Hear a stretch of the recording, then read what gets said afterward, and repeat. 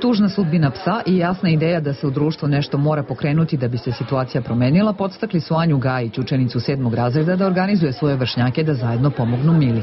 Ja sam uvek bila zainteresovana za životinje, uvek sam u stvari mislila da su one jako važne u stvari inače, tako da ne znam, jednostavno samo mi je došlo. Bila sam baš onako razočarana kad sam videla da čovek može da uradi tako nešto neko životinji i onda sam samo pokrenula.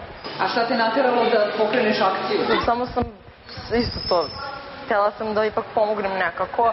Organizujući se u zavisnosti od smena u školi, pored kutije za prikupljanje pomoći na likonoju koju odrasli ubacuju glasačke listiće, dežurale su Anjine drugarice. Kažu da nije bilo teško da objasne svojim drugarima zašto treba da pomognu. Novac za pomoć Mili od svoje užine davala su pre svega deca.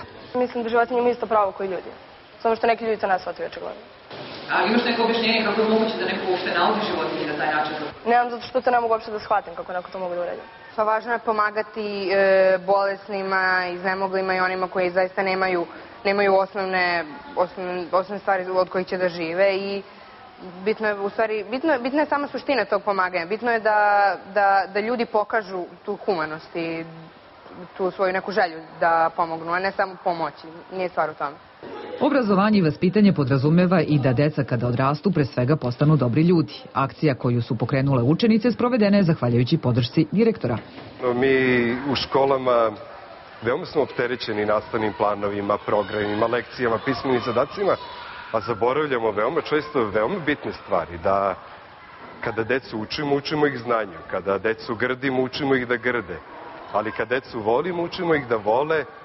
A kada decu uvažavamo kao ličnost i prihvatamo neke njihove ideje, učimo i njih sami da se tako ponašaju. Sav novac, 23.665 dinara, učenici osnovne škole Banović Strahinja poklonit će fondu Mila. Taj novac biće iskorišćen kako za pomoć jednogodišnjoj mešanki koje će uskoro u Nemačkoj biti ugrađene proteze, tako i za borbu protiv nasilja nad životinjama.